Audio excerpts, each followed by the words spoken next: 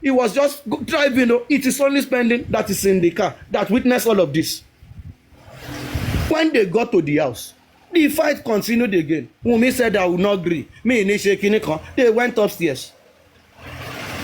In your narrative, you said immediately they got to the house, Wunmi went upstairs. She did not come downstairs.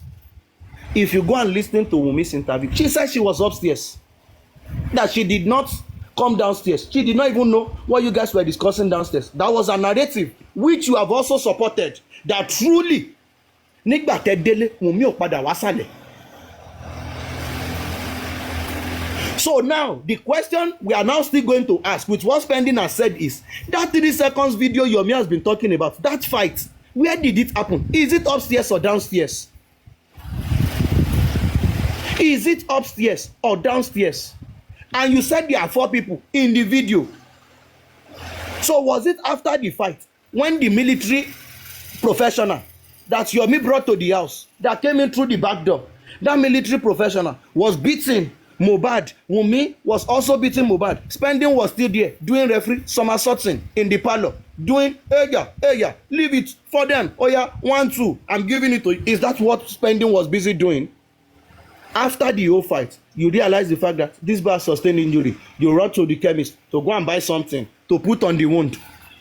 The next morning, when you saw Mohbad by 11, ojú ti wú, ẹnu ti gé, orí ti fọ́, o pé eléyìí kò lè survive well. Iléyá, you ran away to your house. Is that what happened?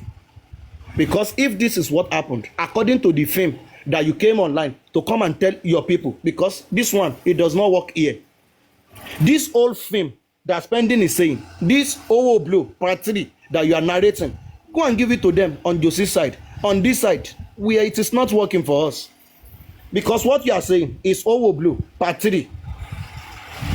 It is not working on this side at all. So go to that side, go and send the film to them. But from your script that you've actually wrote, that you have acted now, we have seen things that will make us question you and your involvement in all of this. So you gave Mohbad something that night after the fight, because you confirmed that there was a fight. According to your own words now, this is not about saving Wunmi again. You said there was a fight.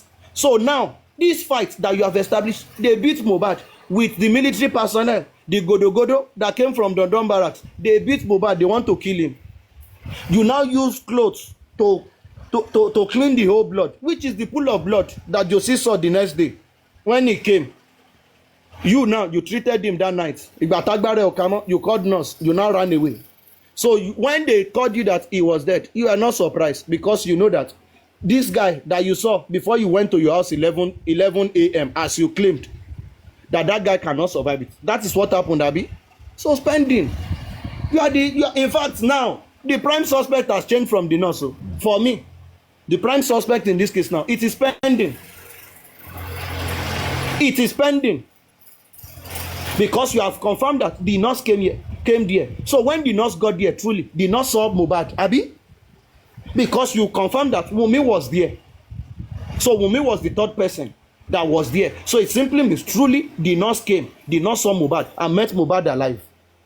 So now the question we are going to ask you, the bottom line of this whole case, Spending, is which one of you now killed Mohbad?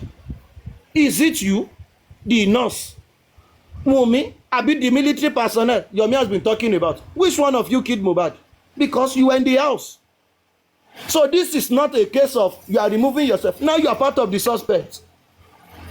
In fact, not just the fact that you called the nurse alone. You were there. You treated the guy after the wound. So Spending, you need to answer questions now. Nigerians, we ask you. The court of law, we ask you. Because you have stated yourself like, when this whole thing happened, Wunmi was upstairs.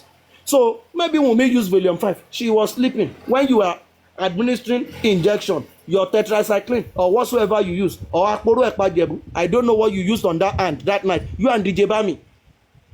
So you will come out and tell us what you used on the hand that night. So you are gone. Use this boy. There is nothing you want. You are gone. You will explain yourself now with everything you are saying. You have vindicated Wunmi. Because the case here is not a case about character. It is not a case about who Omowunmi is. In fact, Omowunmi is the devil herself.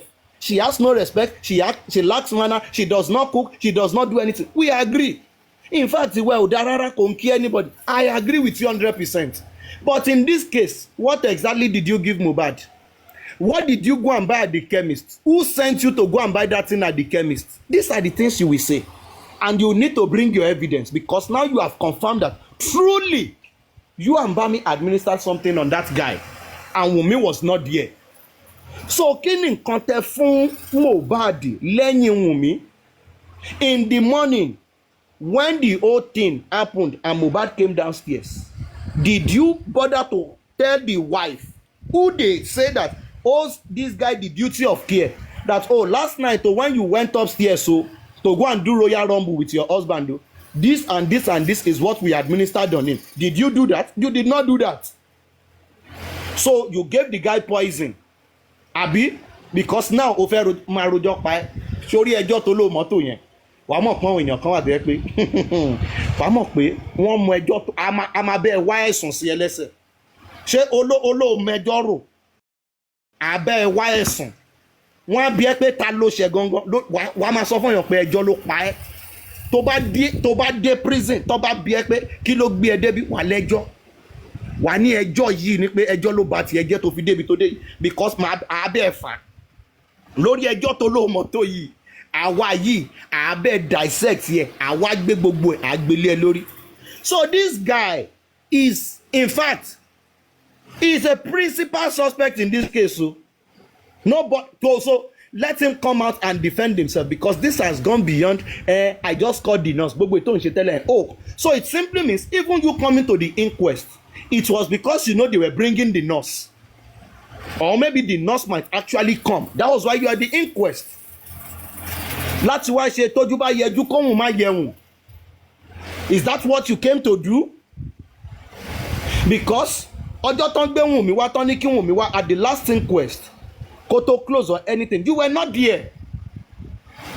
You were not there. So kí ni nǹkan tó jí kúrò nílé, because kó tó lè dé Kòròdú 7 o'clock, I don't know where you are coming from. Tó bá jẹ́ àti island ni wọ́n ti kúrò lane 5. So kí ló gbórun lójú ẹ tó lè sùn tó fi wò wípé ọjọ́ yẹn o gbọ́dọ̀ wà ní court? Ìtàn ṣe ní magistrate court Yaba gan tán DPP, you were not there. So why kí ló lé ẹ dé court tó ló ti débẹ̀ 7 o'clock? Is it because you want to come and listen to what the nurse will say, or for you to meet up with the nurse before she goes into the inquest? Is that what you came to do? Because nísìnyí o tún ti jẹ́ ká establish pé there is no relationship between Wunmi and the nurse. You have been able to establish that. O ti jẹ́ kí yẹn yé wa. Because tẹ́lẹ̀ ẹni tó máa fẹ́ push narrative bóyá Wunmi gan ló sọ fún nurse yẹn kó ṣe báyìí, ìwọ fún rẹ o ti establish ẹ̀sìn pé there is no relationship between Wunmi and the nurse. You've made us to understand the fact that Wunmi has never spoken to the nurse. So nísìnyí ìwọ you are the principal suspect. Gbogbo ọ̀rọ̀ tí Wunmi ò sọ, tí Darusha sọ, tádùrà ò sọ, ìwọ ló máa sọ fún wa nísìnyí. The question we are going to ask you is, what they had in the house, that fight, what time did this start? The injury to treat gangan, injury èwo ló treat? Is it the one to the neck or the one to the hand? The injury in the hand, níbo ló ti sustain ẹ̀? Ṣé nígbà tẹ́ délé tíjà tún bẹ̀rẹ̀ lẹ́lọ́kan lápá ni? Because mo ní láti mọ̀, because anything tó bá ṣẹlẹ̀ ń sìn yìí, gbogbo ẹ̀yin tẹ́ wà nulẹ̀ yẹn ni.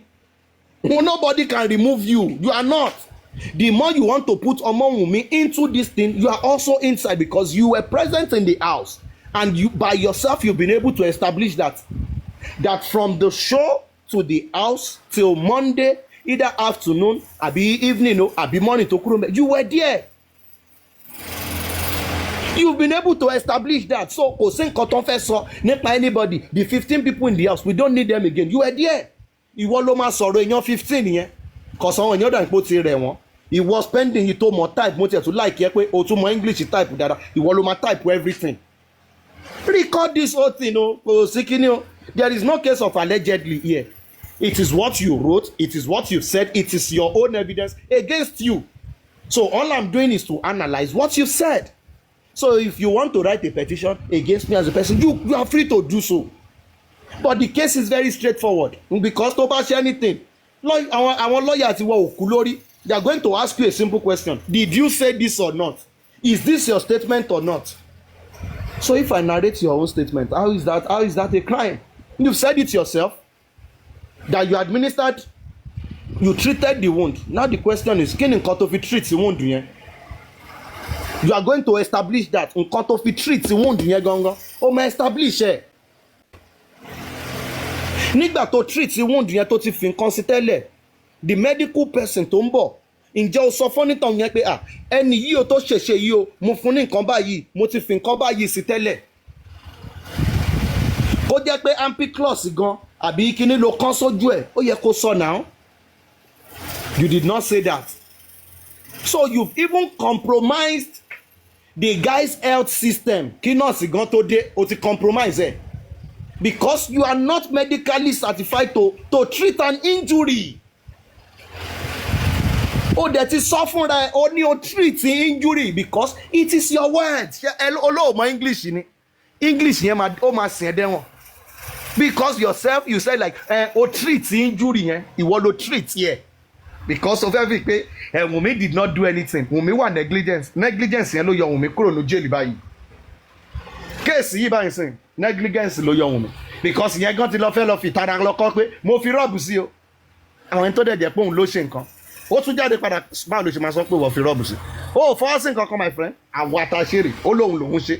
Òun lòun treat wound. Pẹ̀lẹ́ o Dr. Spending ẹ̀wọ̀n rẹ̀ wà lọ́ máa bóyá tó bá ti dé kirikiri wà lọ́ máa ṣẹ́yún fún wọn lọ́hùn. Kò sí ẹ̀sìn nǹkan tó fẹ́ ṣe. You are gone. You are gone on this case. Because now Wunmi can decide to take up this case against you. And the police can arrest you again based on this new fact and evidence. Because when you went to the police, you didn't say this the very first time now.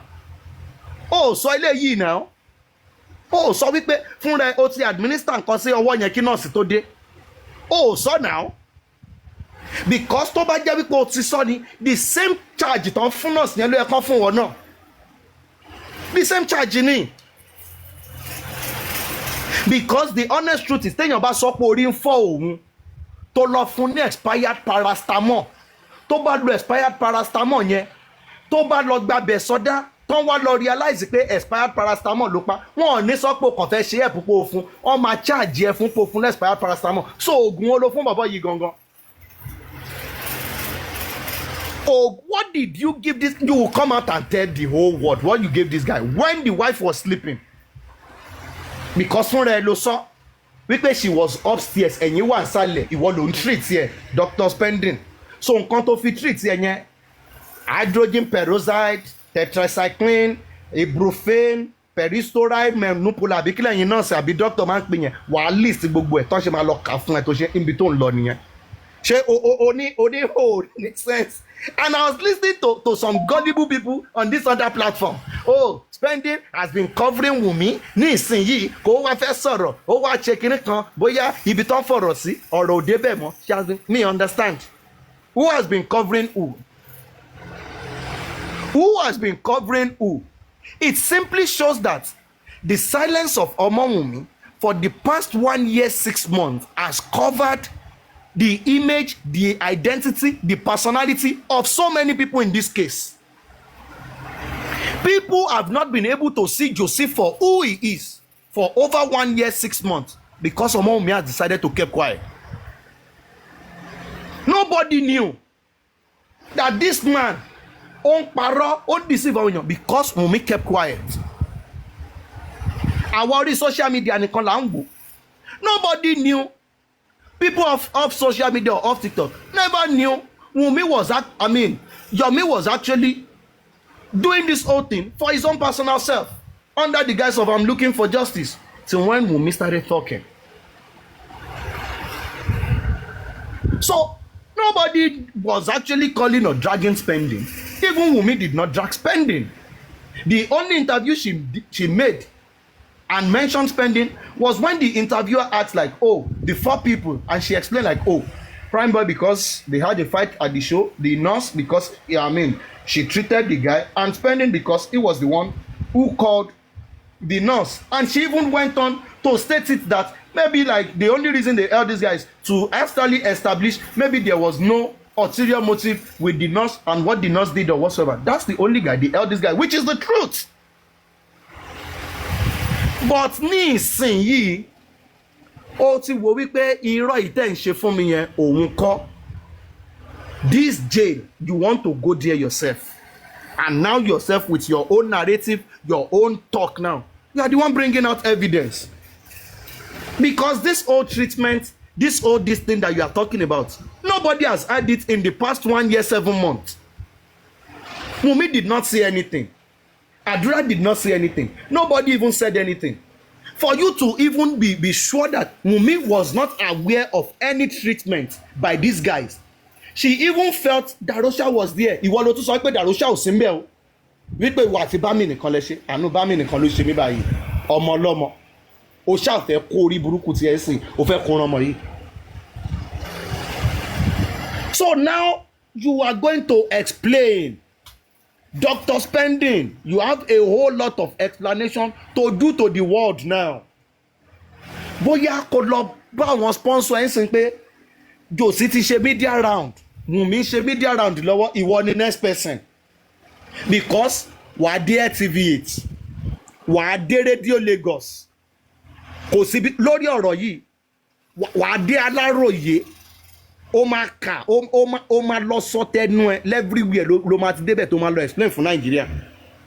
Àwọn tó gbéṣẹ́ fún ẹ gangan, wàá lọ bá wọn wípé eléyìí ó kọjá ẹ̀mí mi, wàá ṣé rédíò àti TV nìkan ni Josie ń ṣe. Ìwọ wàá ṣe newspaper lórí kéèsì, wàá break record, wàá ṣe newspaper. Wọ́n á ti torí tiẹ̀, wọ́n á lọ gbé program mi ní jọjọ, wọ́n á lọ bẹ̀rẹ̀ again. Wàá lọ mo gbẹ́jọ́ mi dé, kò síbi tó ní lọ lórí kéèsì yìí. Wàá rojọ́ pa. Sórí ẹjọ́ tó lò mọ́tò yìí, wàá to ẹjọ́ pa pẹ̀lú new honorary degree tó ẹ̀ṣẹ̀ gbà yìí. Cause mo ti fún ẹ ní doctor lẹ́ni. Dr. Spending kò sí.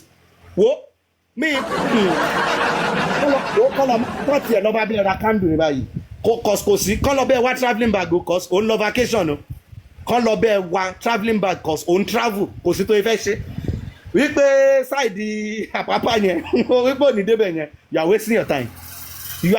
In fact fúnra ẹ ló gbé rẹ lọ sí court tó convince ara ẹ tó dájọ́ fúnra ẹ, ìwọ fúnra ẹ ni. So because since morning or yesterday I have been listening to our people, ẹ kàn ń gbé ọ̀bọ ìṣépè mọ́ pé ẹ ní láti gbé bọ́bọ́ yìí ṣépè. Ẹni tó yẹ ká máa ṣàdúrà fún ni bọ́bọ́ yìí. Ẹ kàn lọ ń wo wípé ó ń sọ̀rọ̀ ṣẹ́yìn ò pick point nínú nǹkan tó ń sọ ni. Ṣẹ́yìn ò rí wípé àfọ̀ kíní tó fi pé tẹ́yìn fi pé ó fẹ́ fi ní lọ́mọ́hùn mi yìí, ó fi exonerate ọmọ́hùn mi ní nàá. Gbogbo ariwo òfò táwọn eléyìí ti ń pa for the past 1 year 7 months. Spending fúnra ẹ̀ ti ń clear now. Tó ẹni tó sọ pé there is no nurse, ó ti sọ pé nurse wà.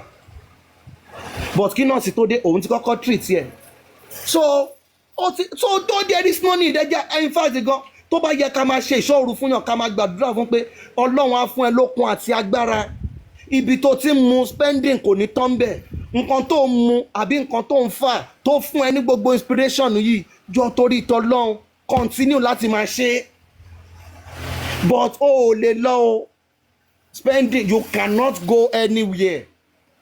Tó bá jẹ́ eléyìí ni máa fi lọ bẹ́ Yọ̀mí wípé ìrìn ẹ̀ ní bọ́dà ní airport ó sì kẹ́kọ̀ọ́ sí o. Spending ò lè sá lọ. Yọ̀mí sì máa bá mi dé Sẹ̀mẹ̀ bọ́dà, ó máa dé Cameroon bọ́dà, Katsina bọ́dà, tọ́wọ́n Niger, ó máa débẹ̀, ó lè sá lọ. A máa mú ẹ lẹ̀ fún ìjọba. Gbogbo ìtò ẹ̀ṣẹ̀ ṣe new found evidence yìí, ìwọ gangan ló máa gbé wa débẹ̀.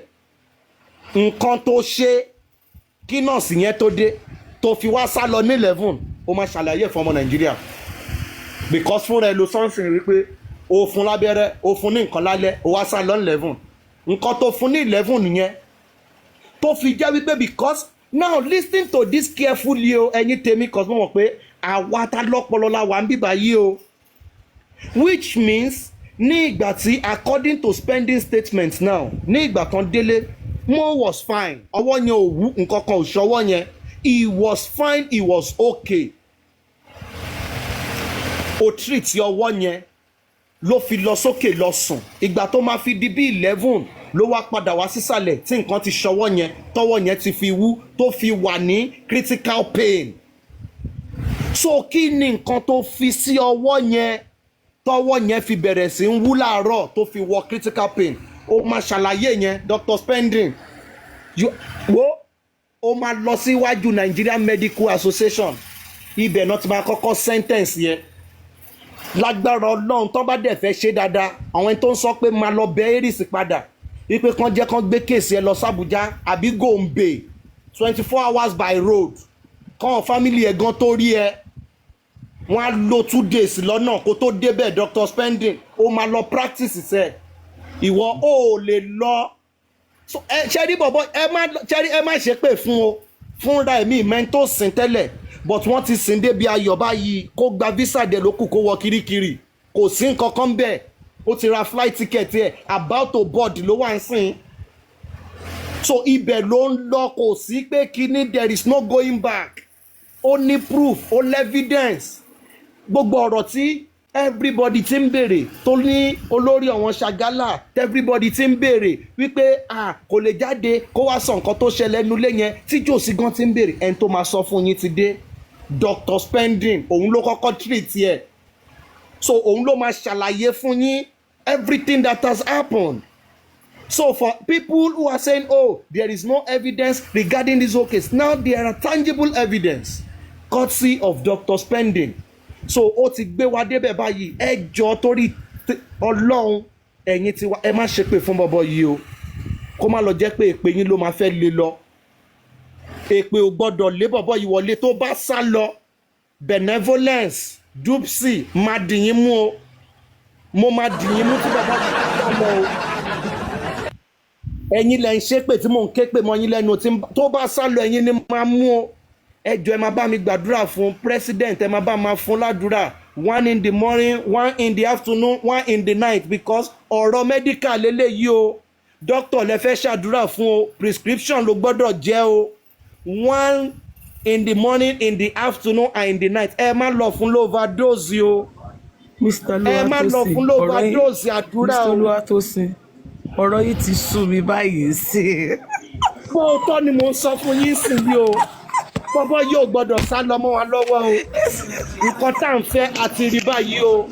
So ẹ ṣé gan o ẹ̀yin tèmi. Ó pé mi gbà yín lákòókò púpọ̀, tí má dẹ̀ gbà yín lákòókò náà ẹ má bínú. Eléyìí ẹ lò bẹ́ẹ̀. So Dr. Spending, we are here for you. O lè lọ anywhere. So thank you very much everybody. Enjoy your night and let us have a blessed week ahead. God bless us. Thank you. And thank you very much. Thank you.